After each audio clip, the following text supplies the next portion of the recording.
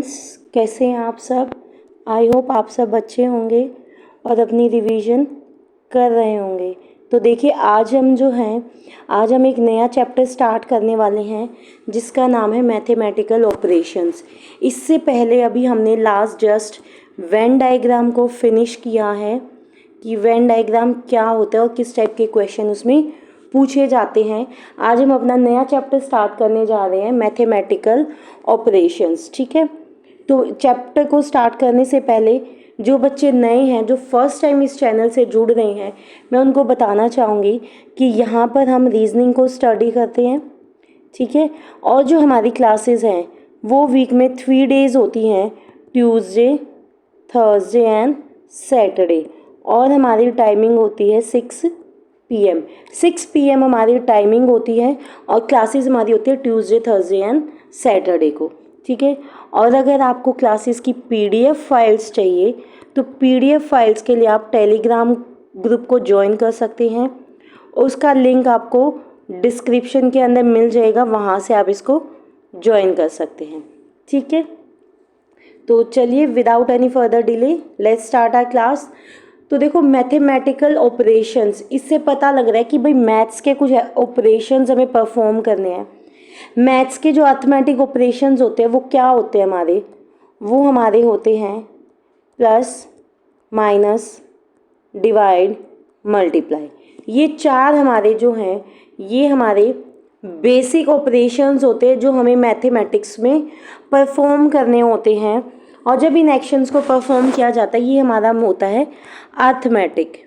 ये हमारा arithmetic calculation का पार्ट बन जाता है जिसके अंदर हमें कैलकुलेशन परफॉर्म करनी होती है और ये कैलकुलेशन हम इन 4 एक्शंस की हेल्प से परफॉर्म करते हैं। ये हमारे 4 ऑपरेटर होते हैं, plus, minus, divide and multiply.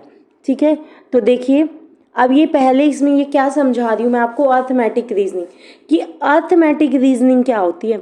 Arithmetic reasoning हमारी वो होती है जिसके अंदर हमें मैथमेटिकल कैलकुलेशंस को परफॉर्म करते हैं, कुछ लॉजिक्स को अप्लाई करते हैं, ठीक है, उनको डिकोड करते हैं, कुछ एक्शंस उन पर परफॉर्म किए जाते हैं। तो देखो arithmetic reasoning is the ability to understand and solve mathematical problems using basic arithmetic operations such as addition, subtraction, multiplication and division। तो ये 4 हमारे मेन एक्शंस होते हैं जो हमें ऑपरेशंस होते हैं जो परफॉर्म करने होते हैं। और ये क्या होता है, it is the ability to understand, समझने की क्षमता, एंड सॉल्व मैथमेटिकल प्रॉब्लम। और जो हमारे मैथमेटिक प्रॉब्लम्स होती हैं उनको सॉल्व करने के लिए हम 4 ऑपरेशंस को यूज़ करते हैं जो कि addition, subtraction, multiplication and division हमारे होते हैं। This skills involves the application of logic, critical thinking and problem solving techniques to perform calculations and analyze numerical relationship. तो देखो इसके अंदर आपको क्या होता है, सर्टेन लॉजिक्स गिवन होते हैं, आपको उन लॉजिक्स को डिकोड करना होता है। ठीक है, आपको उनके बारे में सोचना होता है, आपको ये देखना होता है कि किस किस तरीके से उस प्रॉब्लम को सॉल्व कर सकते हैं, उसके वेरियस टाइप ऑफ सॉल्यूशंस ढूंढते हैं और हम अपनी कैलकुलेशंस को परफॉर्म करते हैं। ठीक है, और एनालाइज करते हैं जो न्यूमेरिकल रिलेशनशिप हमें गिवन है, जो हमें इक्वेशंस गिवन है उनको एनालाइज करते हैं और अपने क्वेश्चंस को सॉल्व करते हैं। ठीक है, ये हमारा होता है अर्थमेटिक रीजनिंग।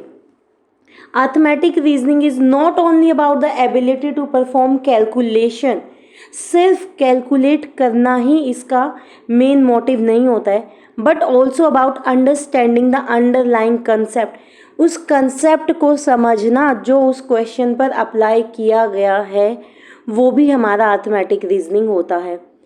पैटर्न्स को रिकॉग्नाइज करना और जो हमें डाटा गिवन है उससे एक डिसीजन पर पहुंचना, एक डिसीजन फॉर्म करना, ये हमारा क्या होता है, अर्थमेटिक रीजनिंग होता है। ठीक है, और जो हमारा मैथमेटिकल कैलकुलेशन जो हमारा चैप्टर है वो हमारा इस अर्थमेटिक रीजनिंग का ही एक पार्ट होता है, ये हमारा अर्थमेटिक रीजनिंग ही होता है। ठीक है, क्योंकि इसके अंदर हमें बेसिक 4 एक्शंस परफॉर्म करने हैं, addition, subtraction, multiplication and division. तो ये हमारा होता है कि भाई हमको ये 4 एक्शन परफॉर्म करने होते हैं।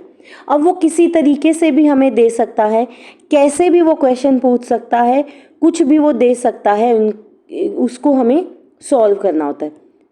तो देखो इसके टाइप्स क्या होते हैं। इसका टाइप 1 क्या है, प्रॉब्लम सॉल्विंग बाय सब्स्टिट्यूशन।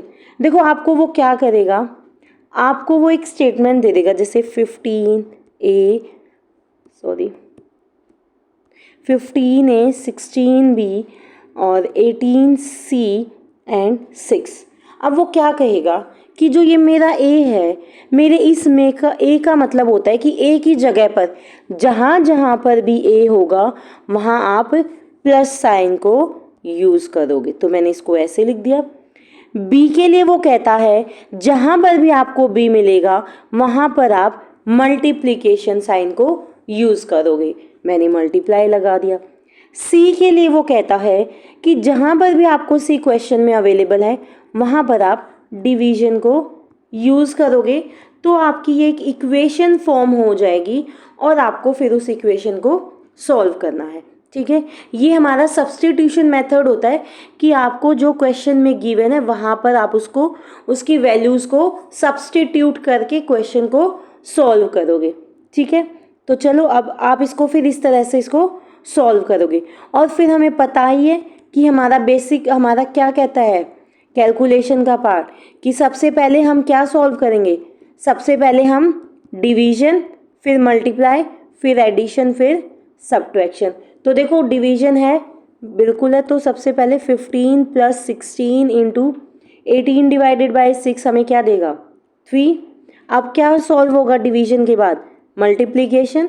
सो 15 + 16 3 = 48। और अब 2 ही नंबर्स बचे हैं और सिर्फ एक ही ऑपरेशन अप्लाई करना है प्लस, तो इनको प्लस करेंगे तो क्या मिल जाएगा 63 हमें आंसर हमारा मिल जाएगा। तो ये इस तरह से हमारे सॉल्व होंगे। ठीक है, तो देखो ये क्या कहता है, you are provided with substitutes for various mathematical symbols followed by a question involving calculation of an expression और choosing the correct और incorrect equation। तो ये कहता है कि जो ये आपके मैथमेटिकल सिंबल्स है ना उनको आपको सब्स्टिट्यूट करना है, आपको वो हिंट देगा कि किसके लिए क्या यूज़ करना है। ठीक है, और फॉलोड बाय एक क्वेश्चन दिया होगा कि इसकी हेल्प से इस क्वेश्चन को सॉल्व कीजिए। ज़रूरी नहीं है वो हर बार क्वेश्चन सॉल्व करने को ही बोले, ये हो सकता है वो 3-4 इक्वेशन फॉर्म्स हो जाए। अब यहाँ पर ये जो मैंने एग्जांपल लिया इसका, इसके अंदर तो हमारे पास सिर्फ एक ही स्टेटमेंट है। जनरली ऐसा ज़रूरी नहीं है कि एक क्वेश्चन में एक ही स्टेटमेंट, ये भी हो सकता है कि वो आपको 4 स्टेटमेंट्स दे दे। पहले सबको सब्स्टिट्यूशन मेथड से सब्स्टिट्यूट करो, सिंबल्स को पुट करो इक्वेशन में, फिर बताओ कि कौन सी इक्वेशन ट्रू है और कौन सी हमारी फॉल्स है। ठीक है, ये भी हो सकता है। Then you are required to put in the real signs in the given equation and then solve the questions as required. फिर आपको क्या करना है, जो आपको मेन उसने पूछा है, मेन जो उसने क्वेश्चन में बोला है कि आप कौन सा साइन किसके लिए यूज़ करोगे, वो उसके अंदर पुट करोगे, फिर इक्वेशन फॉर्म करोगे और फिर उसको सॉल्व करोगे। ठीक है, तो देखो एग्जाम्पल समझिए। एग्जाम्पल क्या कहता है, that if A means plus, यानी कि जहाँ पर भी मुझे इस इक्वेशन में ए गिवन है वहाँ पर मैं क्या यूज़ करूँगी, वहाँ पर मैं प्लस यूज़ करने वाली हूँ। ठीक है, सी के लिए मैं, बी के लिए माइनस, सी के लिए डिवाइडेड बाय एंड डी के लिए मल्टीप्लाइड बाय, तो फिर मुझे एक इक्वेशन बन जाएगी मेरी, फिर मुझे उसको सॉल्व करके इसका आंसर देना है। ठीक है, ठीक है, तो चलिए इसको करते हैं। यहाँ पर स्पेस कम है, हम अलग से शीट ले लेते हैं। तो देखो क्वेश्चन क्या है, 18A 12C 6D 2B 5, ये हमारे को क्वेश्चन गिवन है 18A 12C 6D 2B and 5। और वो क्या कहता है कि A के लिए मुझे क्या यूज़ करना है, जहाँ पर भी A है वहाँ पर हम प्लस यूज़ करेंगे, तो 18 + 12। B के लिए माइनस, तो मेरा B यहाँ पर है, यहाँ पर माइनस। C के लिए वो कहता है डिवाइडेड बाय और D के लिए वो कहता है मल्टीप्लाइड बाय। तो देखो ये हमारी यहाँ पर एक इक्वेशन फॉर्म हो गई, ये इक्वेशन फॉर्म हो गई। तो अब इसको सॉल्व करेंगे। ये नहीं है कि आप पहले प्लस माइनस कुछ भी कर दोगे, ये हमारा वर्क करेगा according to the rule of board mass. Board mass का रूल क्या कहता है, पहले हम ब्रैकेट्स को सॉल्व करते हैं, फिर हम ऑफ को सॉल्व करते हैं, फिर division, multiplication, addition and subtraction. अब बी और ओ हमारा इसके अंदर नहीं है, ब्रैकेट भी नहीं है, ऑफ भी नहीं है, तो पहले हम किसको सॉल्व करेंगे, पहले हम डिवीजन को सॉल्व करेंगे। बाकी इक्वेशन एज इट इज़ रखते हैं। 12 को 6 से डिवाइड किया तो क्या देगा, 2 इंटू 2 माइनस 5। अब वो कहता है क्या एक्शन परफॉर्म होगा, मल्टीप्लाई, तो 18 प्लस 4 माइनस 5। फिर एडिशन, 18 प्लस 4 22, 22 माइनस 5 कितना हो जाएगा, 17।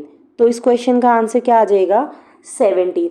तो ये सब्स्टिट्यूशन मेथड है कि आपको दिया तो कुछ और गया था, लेकिन आपने उसकी जगह पे उसकी कुछ वैल्यू कुछ और ऐड की है, कुछ और वैल्यू पुट की है। ठीक है, तो ये हमारा ऐसे सॉल्व होगा। जैसे जैसे वो आपको बोले वैसे वैसे सिंबल्स को इंसर्ट करते जाओ और फिर जब इक्वेशन फॉर्म हो जाएगी उसको सॉल्व करते जाओ, उसको सिंप्लीफाई करना है। ठीक है, तो चलिए अब देखिए इसका आंसर हमारा क्या आया था, हमारा आंसर था 17। ऑप्शन में नहीं है तो इसका आंसर क्या हो जाएगा, ई, नन ऑफ दीज। ठीक है, तो इस तरह से ये होता है बाय सब्स्टिट्यूशन मेथड। ठीक है, तो चलिए एक दूसरा टाइप इसका क्या होता है, सेकंड टाइप इसका कहता है interchange of signs and numbers. In this type of questions students are asked to interchange sign and numbers to prove the equation to be true. अब देखो आपको ये इक्वेशन गिवन है, तो देखो ये क्या कहता है बेसिकली कि आपको साइन और जो नंबर्स हैं उनको इंटरचेंज करके जो क्वेश्चन दिया हुआ है, जो उसका आंसर उन्होंने निकाल के दिया है, आपको वो आंसर करेक्ट निकालना है। ठीक है, क्योंकि जो इक्वेशन दी गई होगी उसके अकॉर्डिंग तो वो आंसर नहीं आ रहा होगा। ठीक है, तो देखिए क्या कहता है, तो इसके अंदर इसने हमें इक्वेशन दी है 16 इंटू 4 प्लस 2 इक्वल्स टू 16। तो देखो अब ये कहता है, देखो साइंस तो हमारे पास ये बहुत छोटी इक्वेशन वाला है, तो दो ही साइंस है क्या। अब आप इसको चीज़ को देखिए, ये है 16 इंटू 4 24 प्लस 2 हमारा तो 26 आएगा, लेकिन ये तो 16 दे रहा है, तो ये इक्वेशन क्या हो रही है, ये तो फॉल्स हो रही है। लेकिन हमें इन साइंस और नंबर्स को चेंज करके इस इक्वेशन को ट्रू बनाना है। ये जो अभी मेरी फॉल्स आ रही है मुझे इसको ट्रू बनाना है, तो ये ट्रू कैसे होगी। अब देखो इसके अंदर दो ही साइंस है, तो मैं उन दोनों साइंस को चेंज कर देती हूँ। मल्टीप्लाई की जगह पे प्लस लगा दिया और प्लस की जगह पे मल्टीप्लाई लगा दिया। ठीक है, विदाउट ऑप्शन बता रही हूँ मैं अभी आपको। 6 प्लस 4 2 ज़ा 8 इज इक्वल टू 16। ये तो 14 इक्वल्स टू 16, यानी कि ये भी कंडीशन को ट्रू नहीं कर रहा है। अब यानी कि मुझे क्या करना होगा, मुझे कुछ नंबर्स को भी चेंज करना पड़ेगा। अगर मैं 2 4 है तो देखो, अब देखो मैंने क्या किया, मैंने दोनों साइंस को चेंज करे। अब मैं बाय इक्वेशन चलूँ, ये चलते हैं। पहले तो आप इसका लॉजिक बना के देखो ये क्या हो सकता है। देखो 6 इंटू 2 प्लस 4 अगर करेंगे तो हमें 16 मिल जाएगा।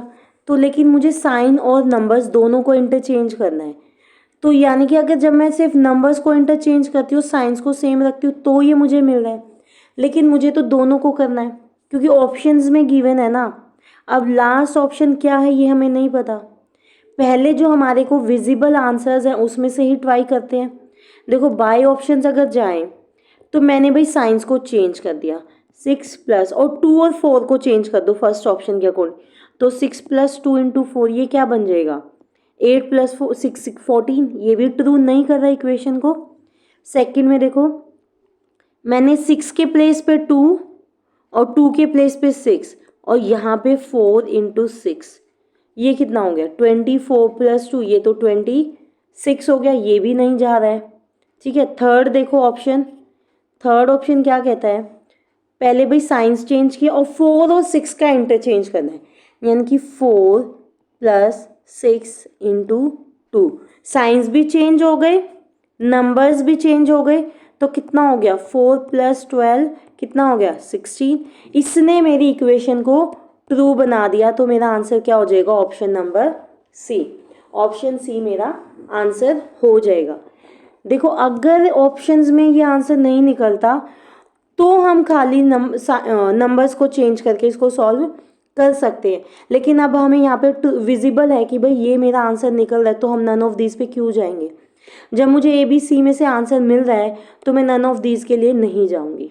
ठीक है, तो ये दो टाइप के क्वेश्चन इसके अंदर आते हैं कि एक तो आपका आता है वैल्यू सब्सटीट्यूट, कि आप इसकी जगह पे साइंस को पुट करोगे, और एक हमारा आता है कि नंबर्स और साइंस को इंटरचेंज करना, एक नंबर और साइंस को इंटरचेंज करना। ठीक है, तो चलिए अब इसके कुछ एग्जांपल्स मैं आज आपको कराती हूँ, फिर बाकी और कुछ एग्जांपल्स हम इसकी नेक्स्ट क्लास में करेंगे, क्योंकि इसमें समझाने का ऐसा कुछ था ही नहीं। बेसिक है कि भाई मैथमेटिकल कैलकुलेशन ऑपरेशन अप्लाई करने हैं आपको, प्लस माइनस मल्टीप्लाई डिवाइड, ये आपको एक्शंस परफॉर्म करने हैं।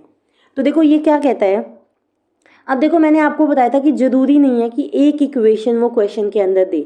अब इसमें देखो 4 इक्वेशन दी गई हैं, इन 4 इक्वेशंस के अंदर इन चारों में से जब आप ये साइंस पुट कर दोगे उसके बाद सिर्फ और सिर्फ एक इक्वेशन हमारी ट्रू आएगी, बाकी सब हमारी क्या आएंगी, फॉल्स आएंगी, बाकी सब हमारी फॉल्स आएंगी। तो देखो अब देखो यहाँ पर हमारे को कहता है P means plus, Q means divide, R means minus, S means multiply. ठीक है, ये साइंस हमारे को गिवन है। अब देखो इसके लिए आप एक ट्रिक क्या यूज़ कर सकते हो, आपको गिवन है डिवाइड बाय। देखो इक्वेशन तो वही वर्क करेगी जिसके अंदर कंप्लीट डिवीजन हो जाएगा, इक्वेशन वही करेक्ट आंसर देगी जहाँ पर कंप्लीट डिवीजन आपका हो रहा होगा। जिसके अंदर डिवीजन ही नहीं परफॉर्म हो पाएगा आप उसको सॉल्व ही क्यों करोगे। जिसके अंदर डिवीजन परफॉर्म ही नहीं हो पाएगा तो उसको सॉल्व करने की जरूरत ही नहीं, क्योंकि वो मुझे आंसर ही नहीं देने वाला है। तो देखो अब इसके अंदर हम ऐसे ही देखते हैं कि इसकी कौन कौन सी ऐसी इक्वेशन है जिसके अंदर जब मैं क्यू की जगह पे डिवाइड लगाऊंगी तो वो कंप्लीट डिवाइड हो पा रहा है। तो देखो क्यू मेरा कहाँ पर है, फर्स्ट में है 8, क्यू के प्लेस पे डिवाइड 4, सेकंड में है 16 डिवाइडेड बाय 23, थर्ड में है 13 डिवाइडेड बाय 18। ठीक है, और फिर हमारा है 19 डिवाइडेड बाय 57। ठीक है, ठीक है, अब देखो ये से कंप्लीट डिविजिबल है, ये 2 देगा। 16 और 24 ये भी नहीं होगा डिवाइड कंप्लीट, ये भी नहीं होगा, हाँ डिवाइड ये भी नहीं होगा, लेकिन ये क्या देगा, ये 1/3 दे देगा, क्योंकि 19 3 ज़ा 57। ठीक है, अगर इसके साथ मल्टीप्लाई में कुछ है और वो इससे डिवाइड हो रहा है तो हम इसको चेक कर लेंगे, लेकिन अगर ये अपॉन में लिखने के बाद और इसके साथ में कुछ नंबर है और वो उससे डिवाइड नहीं हो पा रहा है तो फिर उसको यूज़ करने की ज़रूरत ही नहीं है। ठीक है, देखो ये थर्ड वाला यहाँ पर है, ये 182 है, ये मुझे दिखाई नहीं दिया, तो भी ये इससे डिवाइड नहीं होगा। अब देखो अब जो चीज़ मैं कह रही हूँ, जैसे 16 डिवाइडेड बाय 23 और उसके बाद एस हमारा जो है, एस हमारा मल्टीप्लाई के लिए है, इसके अंदर एस हमारा मल्टीप्लाई है। क्या 23 के टेबल में 112 आता है, क्या ये इससे डिविजिबल है? ये देखो 4, क्योंकि 23 को 4 से मल्टीप्लाई करो 92, सिर्फ एक 3 को 4 से मल्टीप्लाई करेंगे तो ही 2 मिलेगा।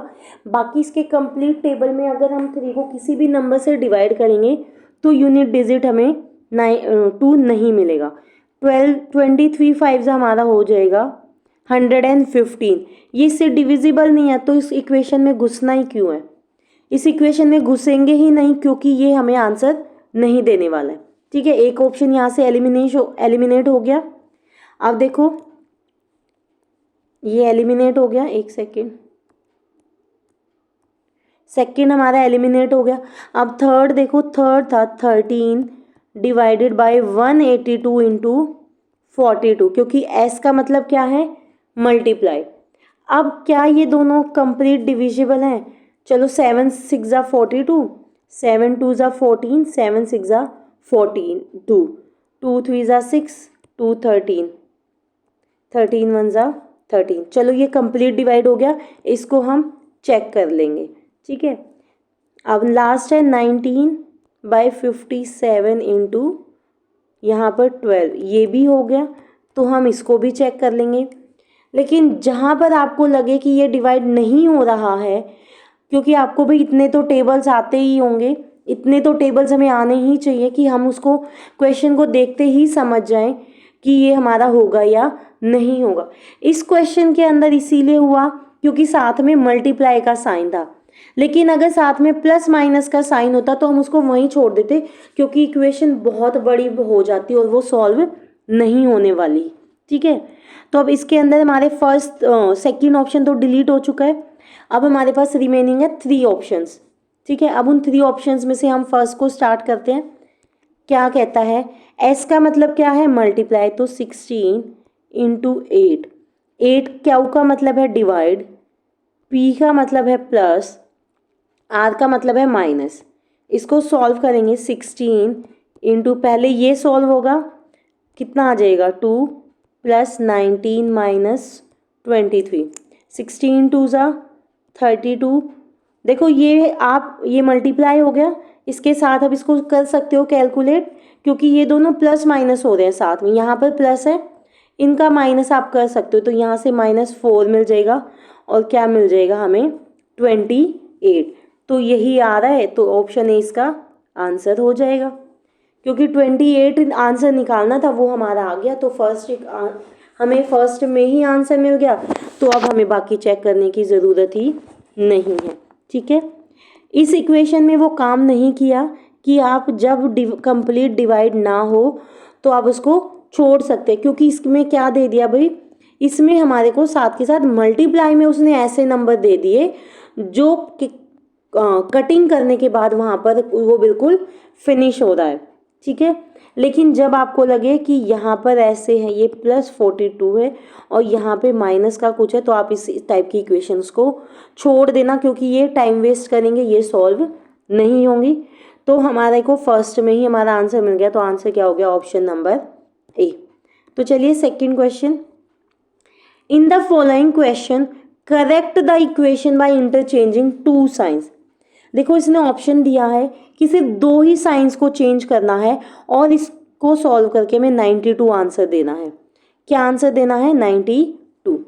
तो चलो इसको हम ऐसे लिखते हैं, 10 divided by 18 plus 25 into 20 minus 5। अब ये कहते हैं माइनस और प्लस को चेंज कर दो। अब इसमें माइनस तो दे रखा है और ये प्लस, तो क्या हो गया, 10 divided by 18 minus 25 into 20 plus 5। अब देखो, अब ये यहाँ पर 10 डिवाइडेड बाई 18 है और ये माइनस है, ये कितना हो गया, ये 500 प्लस 5। ये बहुत बड़ी इक्वेशन हो जाएगी, ये वैसे भी सॉल्व नहीं होगा, ये कंप्लीट डिवाइड नहीं होने वाला है।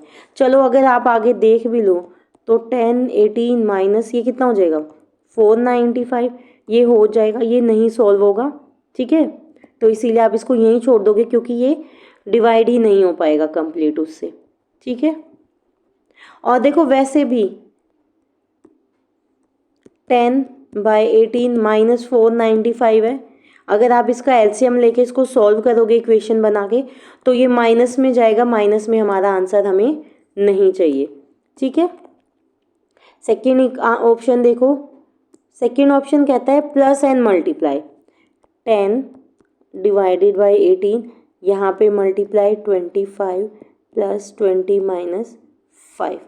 क्या हो गया, 10 बाई 18 इंटू 25, ये भी सॉल्व नहीं होगा, ये क्योंकि आपस में कटेंगे ही नहीं। ठीक है, ये भी बहुत बड़ी इक्वेशन बन जाएगी।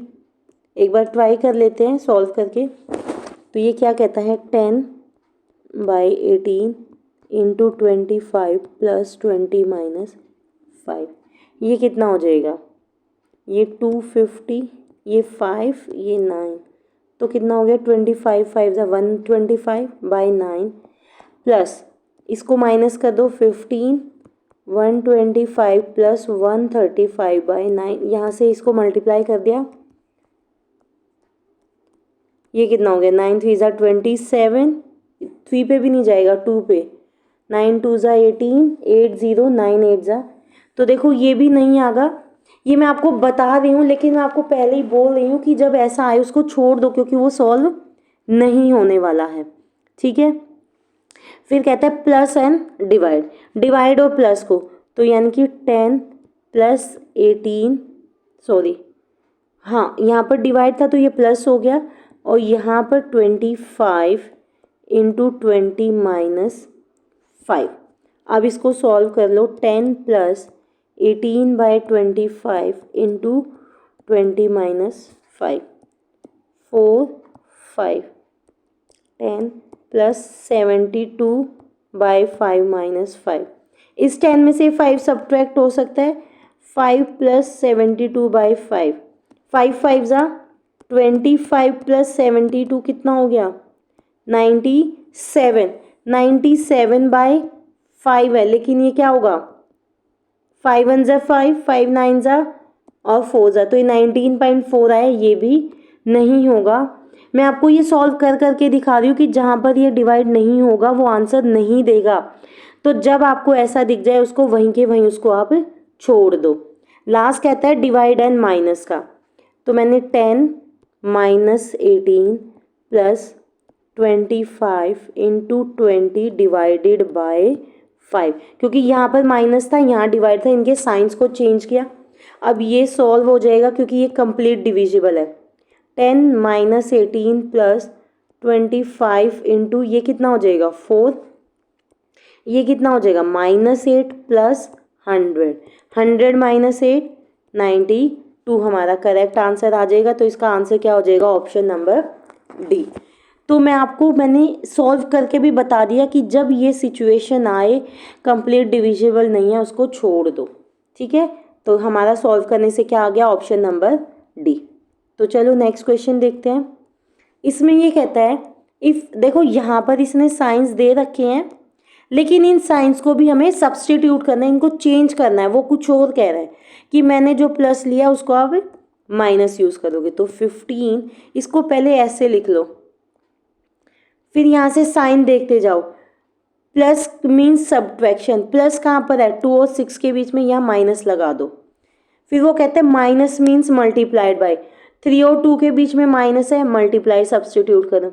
डिवाइड का मतलब ऐड है, तो 6 और 3 के प्लस बीच में डिवाइड है तो यहाँ प्लस कर दो, और मल्टीप्लाई मीन्स डिवीजन, तो यहाँ पर डिवीजन कर दो। तो पहले क्या परफॉर्म होगा, डिवीजन। 15 डिवाइडेड बाय 3 हमारा 5 होता है, into 2 minus 6 plus 3, 5 into 2 10 minus 6 plus 3, 10 minus 6 4 plus 3 कितना हो जाएगा 7, यानी कि ऑप्शन नंबर डी हमारा इसका करेक्ट आंसर हो जाएगा। कुछ भी नहीं था, साइंस को चेंज किया, बड़ी सिंपल सी इक्वेशन बन गई और इसको ऐसे सॉल्व कर दिया। बेसिकली मैथमेटिकल ऑपरेशंस में मोस्टली इसी टाइप के क्वेश्चन वो पूछता है, ठीक है। या तो ये पूछेगा या फिर साइंस और नंबर्स को इंटरचेंज वाला question. Maximum number of times यही वाला क्वेश्चन आता है कि इसका मतलब ये है, इसका मतलब ये है, ठीक है।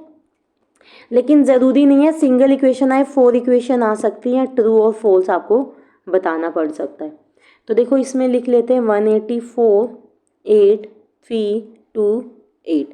तो ये कहते हैं डॉलर मीन्स डिवाइडेड बाय, तो ये हो गया divided by. Ampersand means multiply, ये हमारा एम्परसेंट होता है, ये multiply. At the rate means minus, ये एट द रेट होता है, ये माइनस। हैश ये होता है, हैश मीन्स प्लस। बस सॉल्व कर दो।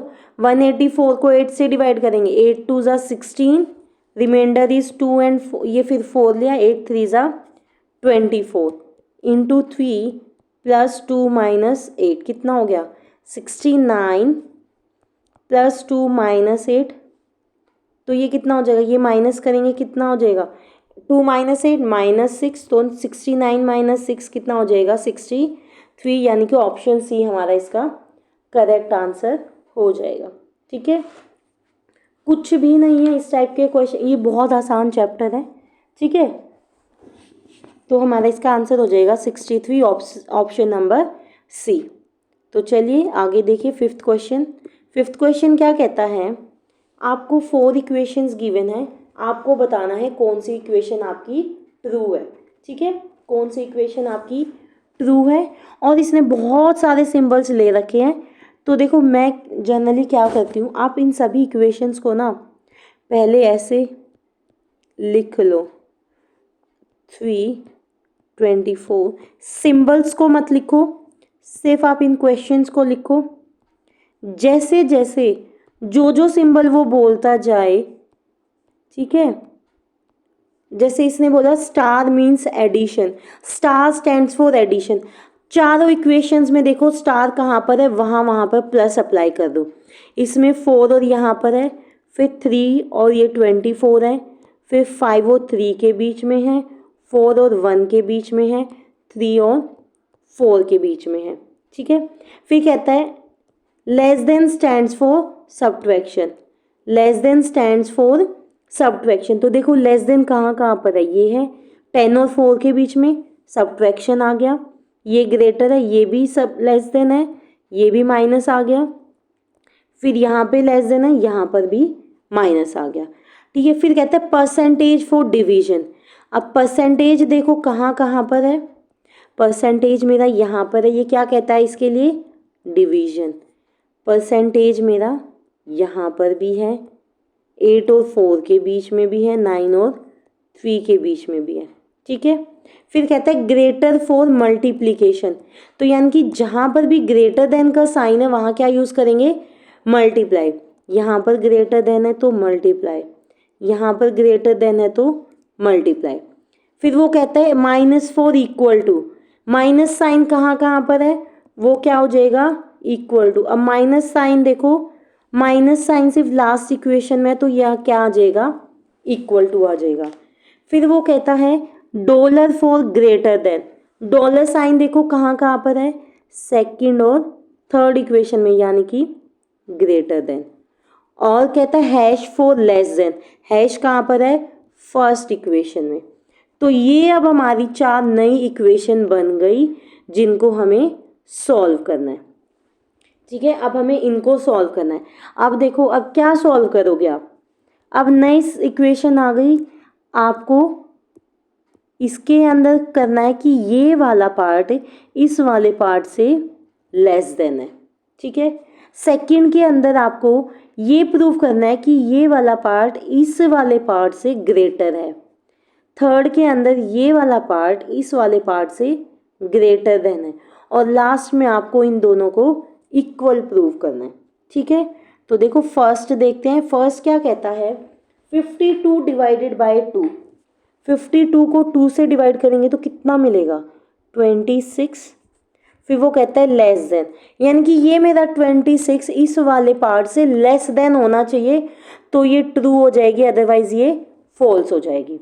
अब इधर देखो, इधर क्या है, 10 माइनस 4 प्लस 8, 10 प्लस 8 18 माइनस 4 14, तो यानी कि 26 लेस देन 14।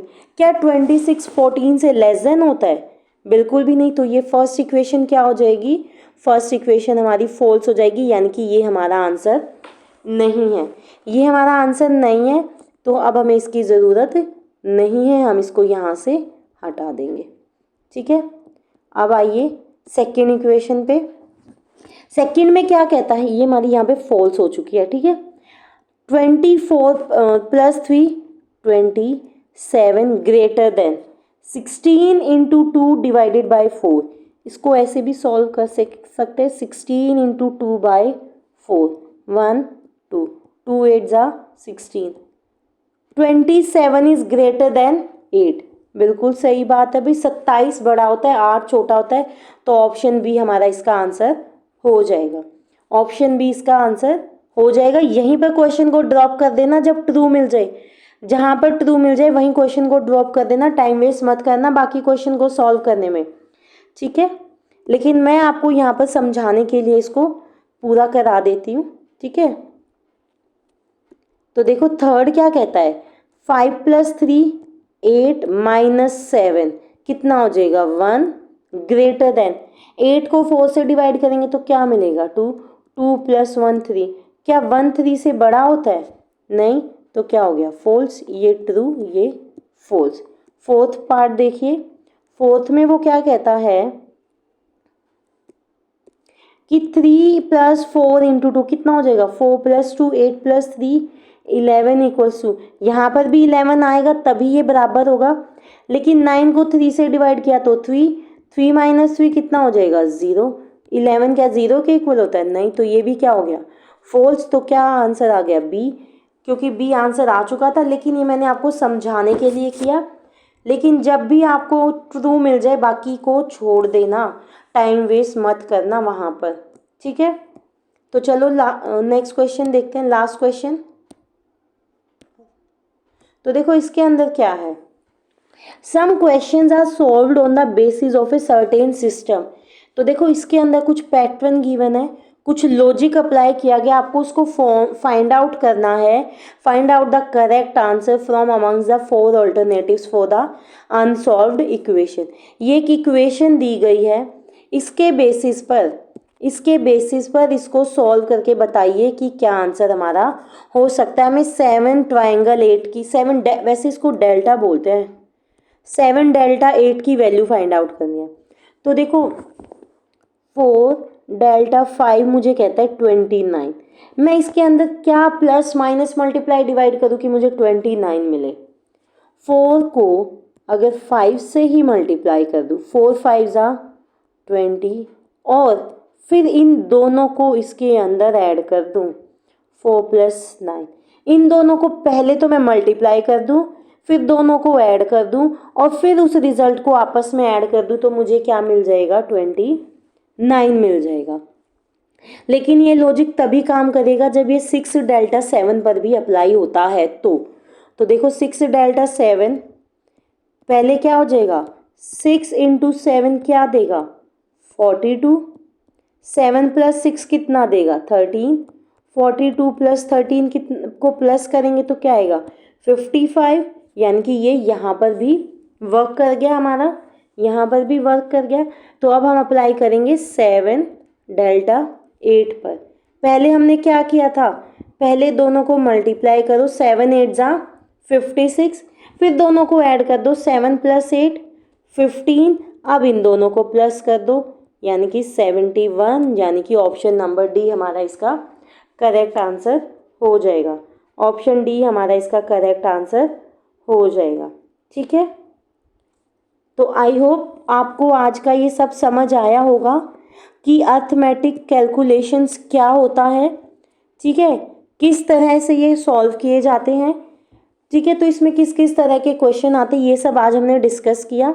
अब नेक्स्ट क्लास जब भी इसकी होगी, जब नेक्स्ट क्लास में हम इसके और क्वेश्चंस की प्रैक्टिस करेंगे, ठीक है। अगर आपको ये क्लास पसंद आई हो और आपको मेरा पढ़ाया हुआ समझ आता है तो प्लीज़ लाइक कीजिए, शेयर कीजिए और सब्सक्राइब कीजिए। देखिए टेलीग्राम का एड्रेस यहाँ पर भी मेंशन्ड है और लिंक आपको डिस्क्रिप्शन बॉक्स में मिल जाएगा, वहाँ से आप उसको ज्वाइन कर सकते हैं। तो आज के लिए बस इतना ही। Thanks for watching. Thank you.